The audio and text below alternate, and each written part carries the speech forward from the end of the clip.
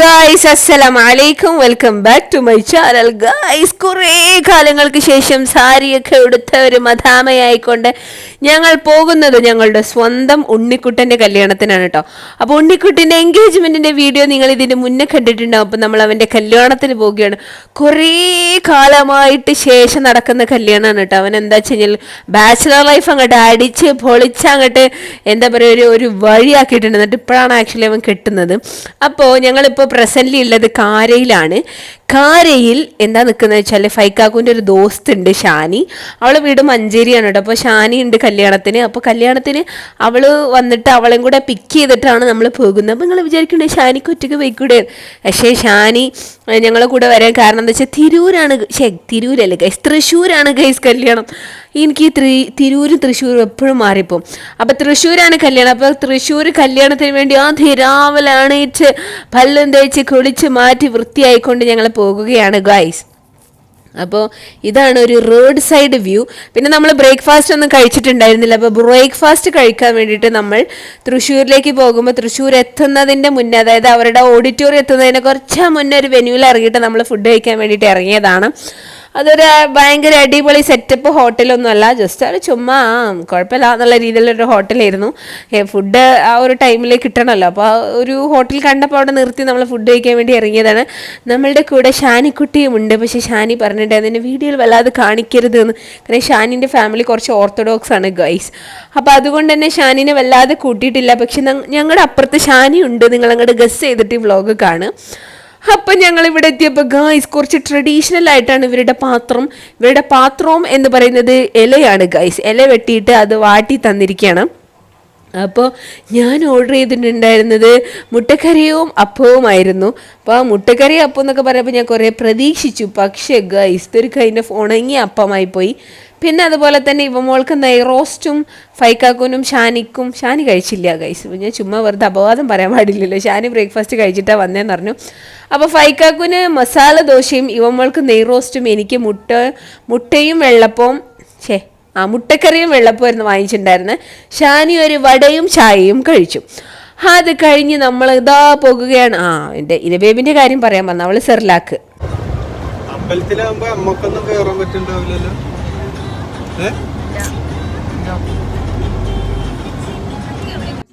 അപ്പോൾ my dear ഗോയ്സ്, നമ്മുടെ ഉണ്ണിക്കുട്ടൻ്റെ കല്യാണം എന്ന് പറഞ്ഞു കഴിഞ്ഞാൽ അമ്പലത്തിലാണ് കേട്ടോ. ഉത്രാളികാവ് ക്ഷേത്രത്തിലാണ് താലികെട്ട് നടക്കുന്നത്. അതവർ നേരത്തെ തന്നെ പറഞ്ഞിട്ടുണ്ടായിരുന്നു. പിന്നെ നമ്മൾ അമ്പലത്തിനകത്തേക്ക് നമുക്ക് പ്രവേശനമില്ലാത്തത് കൊണ്ട് ഗൈസ് ഞങ്ങൾ പുറത്തു നിന്ന് എല്ലാവിധ ആശംസകളും കൊടുത്തിട്ട് ഞങ്ങൾ ഓഡിറ്റോറിയത്തിലേക്ക് പോവുകയാണ് ചെയ്തിട്ടുണ്ടായിരുന്നത്. എന്താണ് ആയുഷ്മാൻ ഭവ അല്ല, എന്താണ് ദീർഘ സുമംഗലി ഭവ. സുമംഗലി എന്ന് പറയുമ്പോൾ സ്ത്രീക്കല്ലേ പറയാം, സുമംഗലൻ ഭവ, ഉണ്ണിക്കുട്ടനും കിടക്കട്ടെ ഒന്ന്. അങ്ങനെ രണ്ടുപേർക്കും ഞങ്ങൾ അനുഗ്രഹം കൊടുത്തുകൊണ്ട് ഞങ്ങൾ അനുഗ്രഹ ഓഡിറ്റോറിയത്തിലാണ് എത്തിയത്. ഇവിടെയാണ് ആക്ച്വലി അവരുടെ കല്യാണം നടക്കുന്നത് കേട്ടോ. കല്യാണം ആക്ച്വലി നടന്നു. ഞങ്ങളവിടെ ചെല്ലുന്ന സമയത്ത് ആരൊക്കെയോ അമ്പലത്തിൽ നിന്ന് പുറത്തുനിന്നും അകത്തേക്കൊക്കെ പോകുന്നുണ്ട്. അപ്പം നമുക്ക് മനസ്സിലായി ഇവിടെ എന്തോ താലികെട്ട് നടന്നുകൊണ്ടിരിക്കുകയാണ്. അപ്പം ഞങ്ങൾ എന്തായാലും ഇവിടെ എത്തി നമ്മൾ ഇറങ്ങി. ഇതാണ് ഇവിടുത്തെ ഒരു ആംബിയൻസ് കാര്യങ്ങളൊക്കെ. വണ്ടികളൊക്കെ ഇവിടെ അങ്ങനെ അടിപൊളിയായിട്ട് പാർക്ക് ചെയ്തിട്ടുണ്ട്. ഇവിടെ അധികം ആരുകളൊന്നും എത്തിയിട്ടില്ല കേട്ടോ. കാരണം അടുത്ത ഫാമിലി മെമ്പേഴ്സ് എല്ലാവരും ഓഡിറ്റോറിയം അല്ലേ ഗൈസ്, അമ്പലത്തിലാണല്ലോ ഉണ്ടാവുക. അവിടെയാണല്ലോ ഗൈസ് താലി കെട്ടത്. മെയിൻ ആ ചടങ്ങ് എന്ന് പറയുന്നത് അമ്പലത്തിലാണ്. ഉണ്ണിക്കുട്ടൻ എന്നോട് ആദ്യമേ പറഞ്ഞിട്ടുണ്ട്, നീ എന്താണ് ഒരു കുന്ത നിനക്ക് അറിയില്ല എന്നിട്ട് ചുമ്മാ ഓരോ വ്ളോഗ് ചെയ്യുന്നു പറഞ്ഞിട്ടുണ്ട്. അവൻ എൻഗേജ്മെൻറ്റ് ഞാൻ അങ്ങോട്ട് വ്ളോഗ് ചെയ്ത് കുളമാക്കിയിട്ടുണ്ട് ഓരോന്ന് പറഞ്ഞിട്ട്. അപ്പം എന്നോട് ആദ്യമേ പറഞ്ഞിട്ടുണ്ടായിരുന്നു ഒരു കുന്ത നിനക്ക് അറിയില്ല. അപ്പോൾ ഗായ്സ് ഞങ്ങൾ വെൽക്കം ഡ്രിങ്ക് കുടിക്കാൻ തീരുമാനിച്ചു. ഇതെന്താണ്, മുന്തിരിയാണോ ഷാനി? വാട്ടർമെലന് ഗ്രേപ്സോ.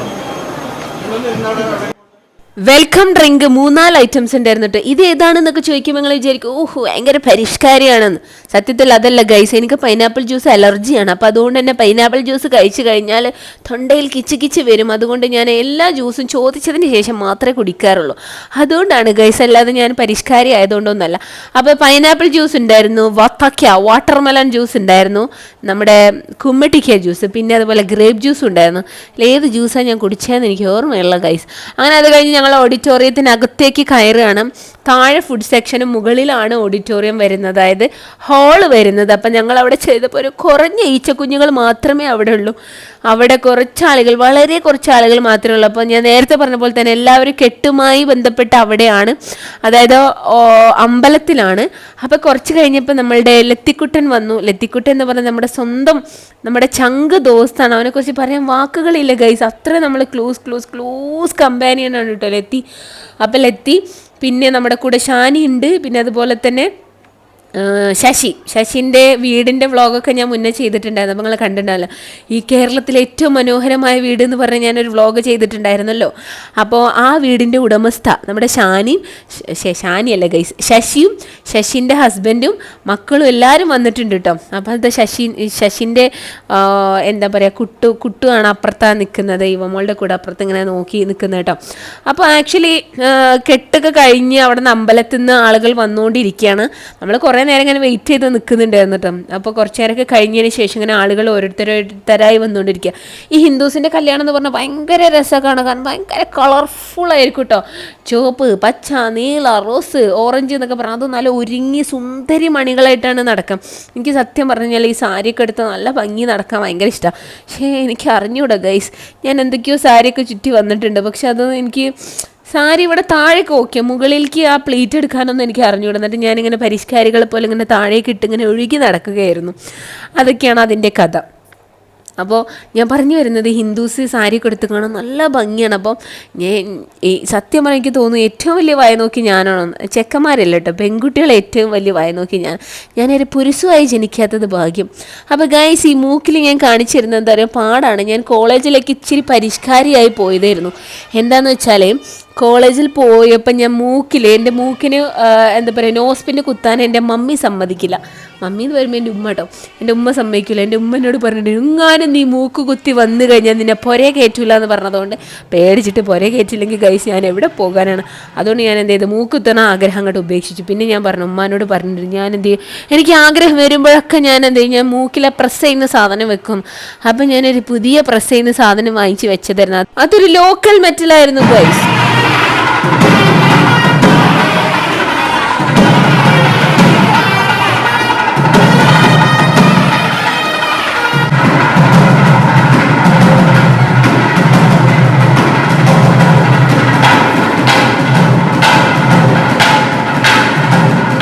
അപ്പോൾ മൈ ഡിയേഴ്സ്, ഞാൻ പറഞ്ഞു വന്നത് ആ ലോക്കൽ മെറ്റൽ വെച്ചിട്ടാണ് എൻ്റെ മൂക്ക് അങ്ങനെ ഡിങ്കോൾഫിക്കേഷൻ ആയത്. അതായത് മുറി വന്നിട്ട് ഒരു ലുക്കുമില്ലാത്ത കോലത്തിലേക്ക് എന്നെ മാറ്റിച്ചത് ആ ഭണ്ഡാര മൂക്കുത്തിയായിരുന്നു.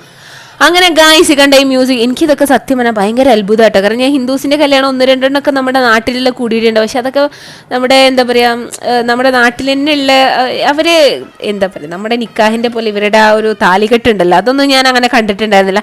റിസപ്ഷന് പോകും, ഫുഡ് കഴിക്കും, പോരും, അത് മാത്രമേ ഞാൻ ചെയ്തിട്ടുള്ളൂ.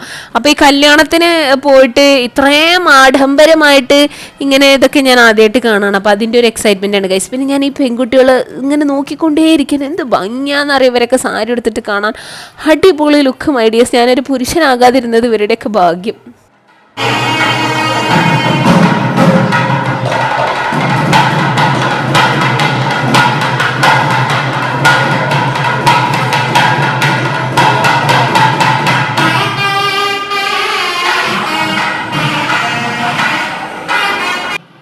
ഇവര് താഴേക്ക് ഇറങ്ങി പോകുന്നത് എന്താണെന്നറിയോ, ചെക്കനെയും പെണ്ണിനെയും ആനയിച്ച് കൊണ്ടുവരാൻ വേണ്ടിയിട്ടാണ് കേട്ടോ. അവർക്ക് ആക്ച്വലി കുറേ ചടങ്ങുകളും കാര്യങ്ങളൊക്കെ ഉണ്ട്.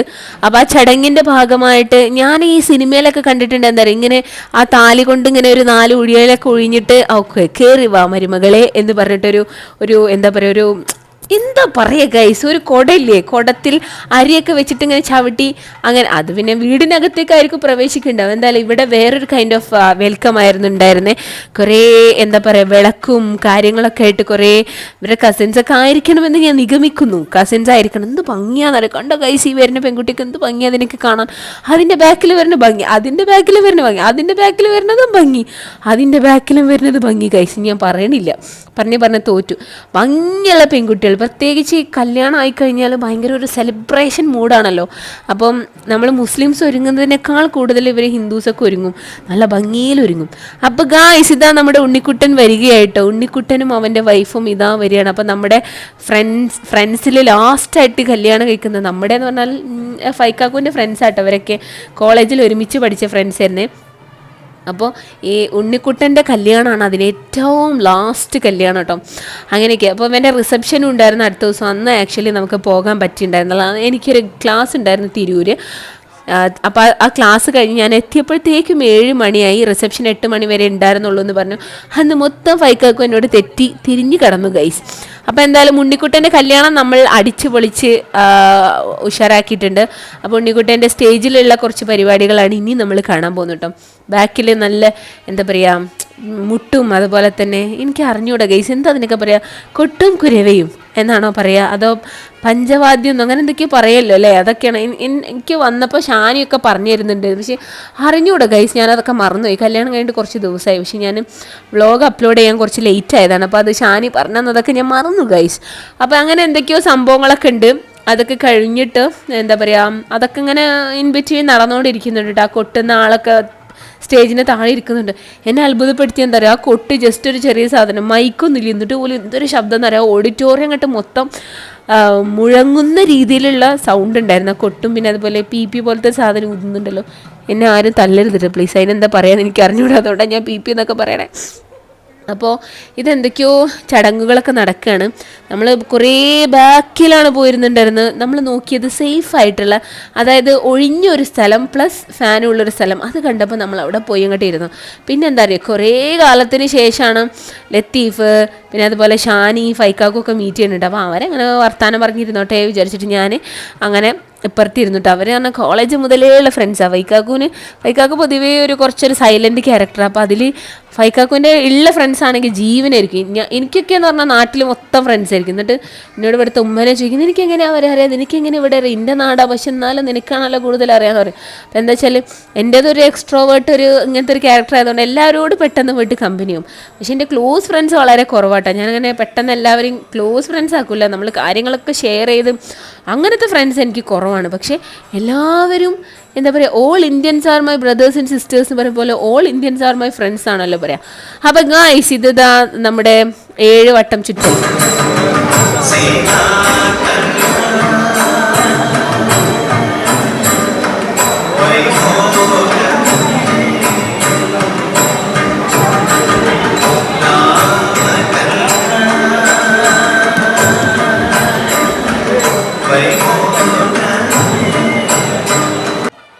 സീതാ കല്യാണം അങ്ങനെ എന്തൊരു പാട്ട് ആക്ച്വലി ഉണ്ടല്ലോ.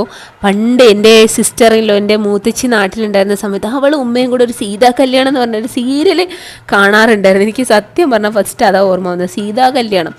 അപ്പോൾ ഗായ്സ് അവരുടെ എനിക്ക് അറിഞ്ഞൂടാ കേട്ടോ എത്ര വട്ടം ചുറ്റുണ്ടത്. ഞാനത് ആക്ച്വലി എണ്ണിയിട്ടില്ല, 3 ആണോ 7 ആണോ എന്ന് എനിക്ക് അറിഞ്ഞൂടാ. സീരിയലിലോ സിനിമയിലോ എവിടെയൊക്കെ 7 എന്നൊക്കെ കണ്ടൊരു ഓർമ്മക്കാണ് ഞാനത് പറഞ്ഞത്.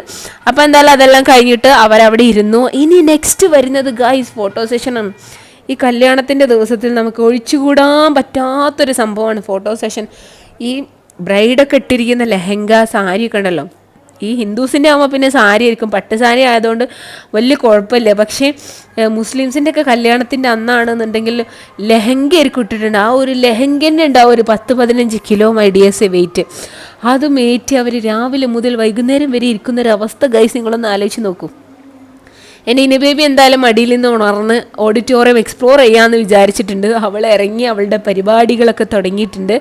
അപ്പോഴത്തേക്കും എൻ്റെ ഇവമോൾ ഉറങ്ങി, ഫൈക്കാക്കുവിൻ്റെ മടിയിൽ കിടന്നുറങ്ങി. കണ്ടോ ഗൈസിലെത്തിക്കുട്ടൻ, ഇവൻ എപ്പോഴൊരു പുച്ഛഭാവമാണ്, എപ്പോഴൊരു പുച്ഛഭാവന്. ഒരു സോഫ്റ്റ്വെയർ എഞ്ചിനീയർ ആയതുകൊണ്ട് ഫുൾ ടൈം ബിസിയാണ്, അവനെ വിളിച്ചാലും കിട്ടില്ല. അങ്ങനെ പണ്ടൊക്കെയെന്ന് പറഞ്ഞാൽ നമ്മളെ ചങ്ക് ഫ്രണ്ട് ആയിരുന്നു. അവൻ അന്ന് അത്രത്തോളം സീരിയസ് ആയിട്ടുള്ള ജോലിയൊന്നും ഇല്ലാതിരുന്ന സമയത്ത് എപ്പോഴും വിളിക്കും, വർത്താനം പറയും, കാണാൻ വരും, അങ്ങനെയൊക്കെ ഇരുന്നിട്ട്. ഇപ്പോൾ പിന്നെ അവൻ പരിഷ്കാരിയായി, സ്വന്തമായ ഒരു പെണ്ണും സ്വന്തമായ ഒരു കുട്ടിയൊക്കെ ആയപ്പോൾ അവൻ എന്തായി, ഭയങ്കര പരിഷ്കാരനായിപ്പോയി. പിന്നെ എന്താ പറയുക, ഇപ്പോൾ നമ്മളൊന്നും വേണ്ട, ദേഷ്യം വരും. പക്ഷെ എന്നാലും പണ്ടത്തെ ഒരു സ്നേഹം ഉണ്ടല്ലോ, അത് എപ്പോഴും ഉണ്ടാവുമല്ലോ നമ്മൾ മനസ്സിലെ. നമുക്ക് വേണ്ട സമയത്ത് ഉണ്ടായിരുന്ന ഒരു ഉറ്റ സുഹൃത്ത് എന്നുള്ള ഒരു സ്നേഹം അതൊരിക്കലും നഷ്ടപ്പെടില്ല. അങ്ങനെയാണ്.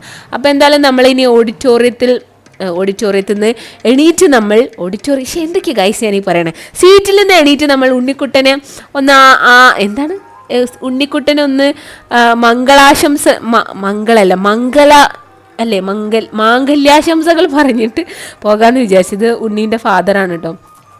അപ്പോൾ ഉണ്ണീൻ്റെ ഫാദർക്ക് ഭയങ്കര പൊളൈറ്റാണ്, നമുക്കൊക്കെ ഭയങ്കര നല്ല സ്വീകരണം കേട്ടോ. ഒരുപാട് സന്തോഷമായി സത്യം പറയാം. ഇങ്ങനെ ഫൈക്കാക്കൊക്കെ പറഞ്ഞിട്ട് അറിയാം ഉണ്ണീൻ്റെ അച്ഛനൊക്കെ. അപ്പോൾ ഞാനിങ്ങനെ കണ്ടപ്പോൾ എനിക്ക് ഭയങ്കര സന്തോഷമായി, നല്ല സ്വീകരണം, അതുപോലെ തന്നെ നല്ല സ്നേഹം, അടിപൊളിയായിരുന്നു. അപ്പോൾ എന്തായാലും നമ്മളിങ്ങനെ കാത്ത് നിൽക്കുക, എത്രങ്ങാനും ആൾക്കാരാണെന്നറിയും ഇങ്ങനെ എന്താ പറയുക ഇങ്ങനെ പിന്നെ വന്നിട്ട് ഉണ്ണീൻ്റെ കൂടെ ഫോട്ടോസ് എടുക്കുക. നമ്മളൊക്കെ നിന്ന് കാല് കുഴങ്ങി ഗൈസ്. പിന്നെ ഞാനെന്താ വിചാരിച്ചത്, ഞാൻ അവിടെ പോയിരുന്നു ഫൈക്കാക്കൂനി ലത്തിക്കുട്ടനി ഷാനിനി അങ്ങോട്ട് പറഞ്ഞേച്ചു, നിങ്ങൾ അവിടെ പോയിട്ട് നിൽക്കൂ, എന്നിട്ട് ടൈം ആയാൽ വിളിക്കൂ എന്ന് പറഞ്ഞ് അവിടെ പോയിരുന്നു. ഇതിന് ബേബിനെ എടുത്ത് എനിക്ക് കുറേ സമയം സാരി എടുത്ത് നിൽക്കാൻ വയ്യ ഗൈസ്.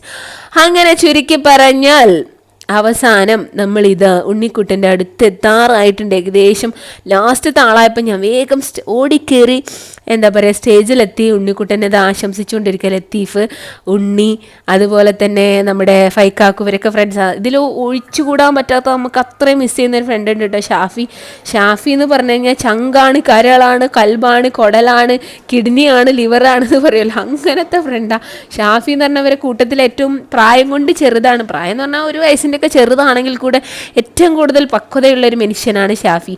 ബന്ധങ്ങൾക്ക് ഏറ്റവും കൂടുതൽ വിലയുള്ളൊരു മനുഷ്യനാണ് ഷാഫി. പഠിച്ചോനെ ഇതൊക്കെ ഷാഫി കേട്ടാൽ മതിയായിരുന്നു, അല്ലെങ്കിൽ ഞാൻ പറഞ്ഞതൊക്കെ വേസ്റ്റ് ആയിപ്പോയി. അപ്പോൾ ഗൈസ് ഞാൻ പറഞ്ഞു വരുന്നത് എന്താണെന്ന് വെച്ചാൽ, ഞങ്ങൾ ഫൈനലി ഇവിടെ എന്താ പറയുക ഫുഡ് കഴിക്കാൻ വേണ്ടിയിട്ട് ഇവിടെ താഴെ എത്തിയിട്ടോ, ഗ്രൗണ്ട് ഫ്ലോറിലെത്തി. അപ്പോൾ ഇവിടെ ഞാൻ ആദ്യമേ ഉണ്ണിനോട് പറഞ്ഞിട്ട് നീ വല്ല ചിക്കൻ ബിരിയാണിയും അതുപോലെ തന്നെ ചിക്കൻ പൊരിച്ചതൊക്കെ വെക്കണമെന്ന്.